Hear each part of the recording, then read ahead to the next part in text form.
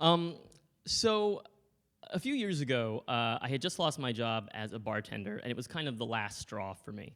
I had had many endeavors that I started in my 20s and early 30s that went unfulfilled. I was a photographer for a while, but I became sick of the isolation and the chemicals. I was an actor, but I got sick of begging for approval as a profession. And then I was an electronic musician, but I decided that I hated my computer, which just was the death knell if you're looking to be the next Daft Punk. It's just never going to happen. So when I lost this job, it sucked, because like having failed ambitions is one thing, but not making money to survive is another. I went home, and my boyfriend was totally being supportive, and he's like, just get on Craigslist and look around. You can find something to do. So I would get on Craigslist, and I would search, but in like 30 minutes, I'd get really bored, and I would just end up in that disgusting anything goes section where there was like people that want you to come and smell their farts, awful things. And I just sort of felt rudderless and lost. About a week and a half into this, we lived in this huge 4-story house that we shared with some people in Williamsburg right by the East River. And my boyfriend comes from upstairs, and he says, David, there's something horrid in the basement. And I say, okay. So we go down to our basement, and our basement is like one of these unfinished basements. It's like a dirt floor and these waterlogged rafters. It looks like where you would wake up at the beginning of like a Saw movie.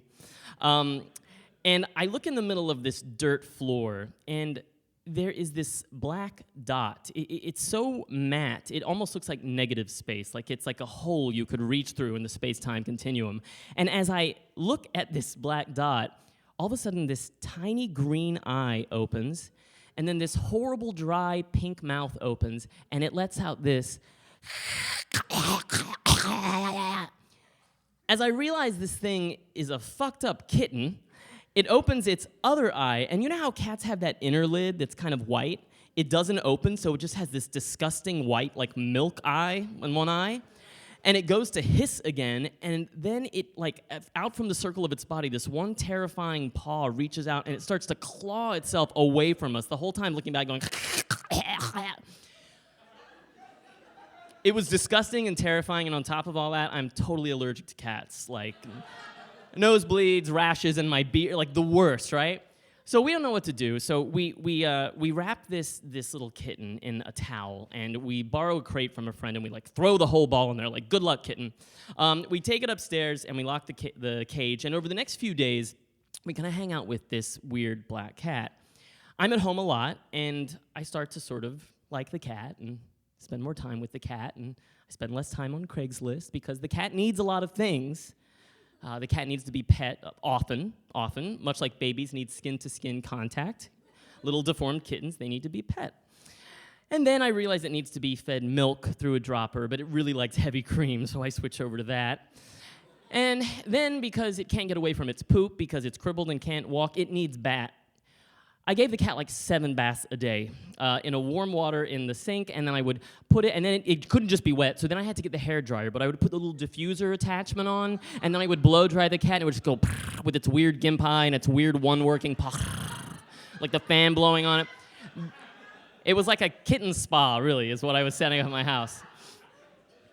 So we take this kitten to the vet, and the vet looks at it and says, I'm really sorry to tell you this, but this cat has lateral threading in its eye, and that means that it basically has right side paralysis. It's right eye, right leg, both legs. They're never going to work.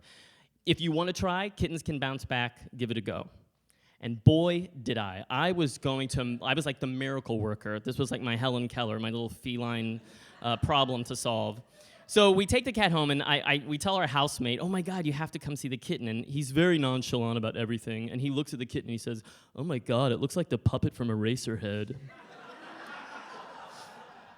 But it was beautiful to me.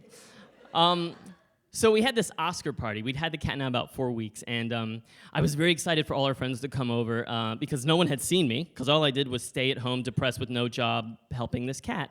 So they came over, and it was so disturbing because over and over again, this is what would happen. There was a sheet over her crate, and as someone would come up, I'd be like, Jennifer, come here.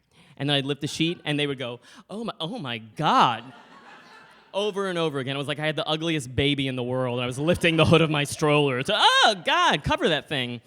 So we took the kitten back to the vet, and she said, "Look, this is not going well. I don't think this kitten's ever going to walk, and I think you should put her down before you get any more attached." I said, "No, we're going to make this work. We're going to make it work." So on the way out, the receptionist there said she was this Puerto Rican lady who she did the thing where she wore the pink lip gloss, but with the brown matte lip line around it, like a terrifying puckered anus. It was very weird.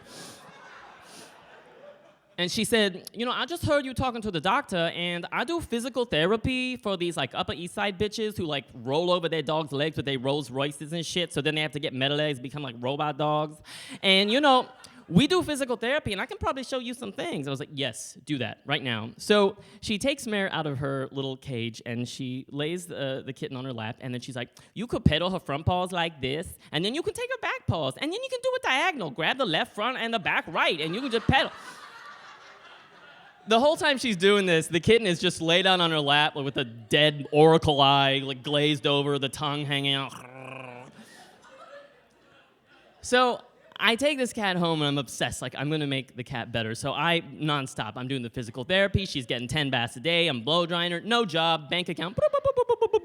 My amazing boyfriend, Jack, is, like, spending now the hundreds, getting to be thousands of dollars on veterinary care over and over these trips. So, you know, I really, really want this cat to be better. And at a certain point, we have to talk to my housemate because I'm going to be away for a while. So I'm like, "Shane, can you please make sure the cat's okay?" And he's like, and I call him on the phone, and he answers, and he says, "Well, I don't know how to tell if she's okay. She looks like she's been smashed by a truck all the time anyway."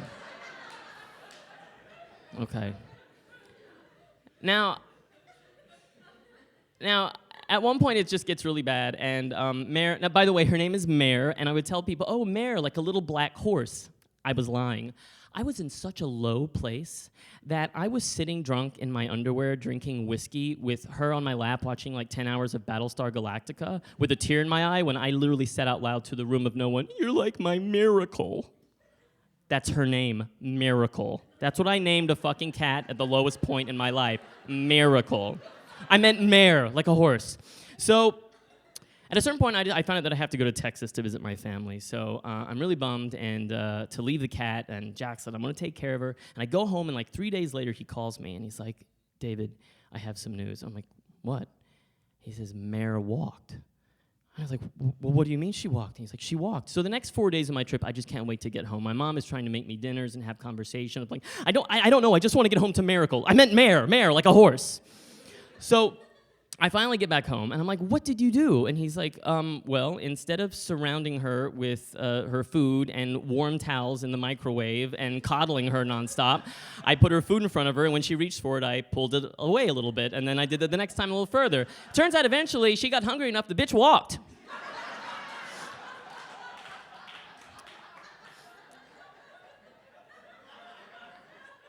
And it was great that she walked, but then the new problem began. You know, she was about 2 months old at this point, and even though she walked, we called her Drunkie instead of Mare at this point because it was just a constant kind of like clumping over on the floor and losing her balance.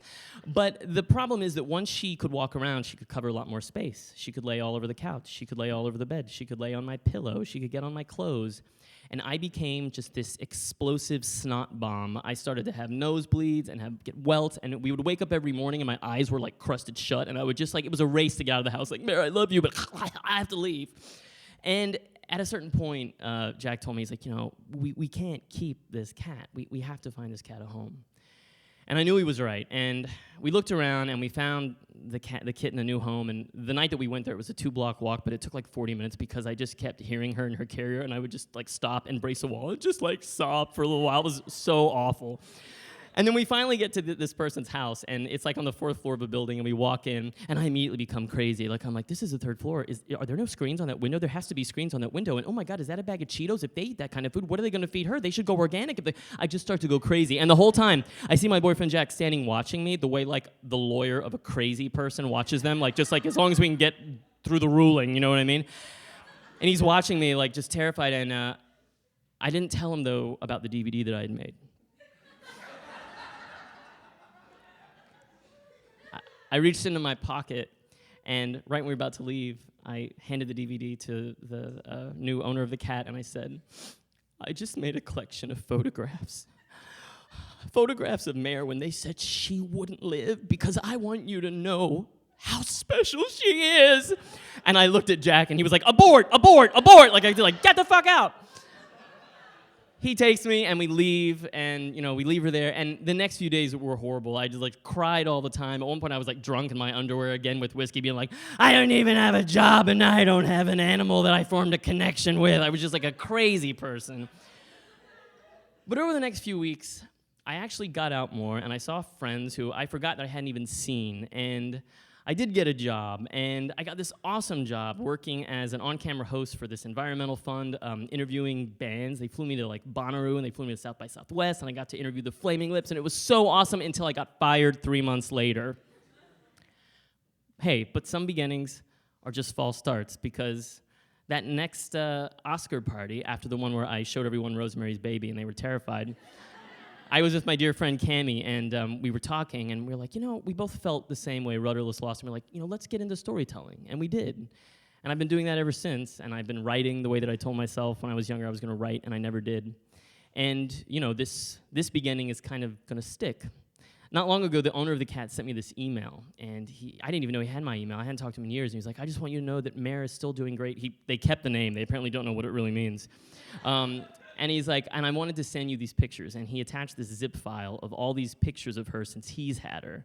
Totally healthy and full-grown, lounging around. Still a little like with the gimp eye on the one side, but doing great, And looking at the pictures, it occurred to me, like, I always thought, like, she was my false start. I was her false start, you know what I mean? Like, I was just like, she was just passing through, going to this awesome place where people could love her without needing, like, an EpiPen, you know what I mean? So I think at the end, I don't think you should feel bad about new beginnings, and maybe you have a lot of false starts, but you should never, ever regret them, especially if you're a deformed little kitten that looks like a puppet from Eraserhead. Thank you.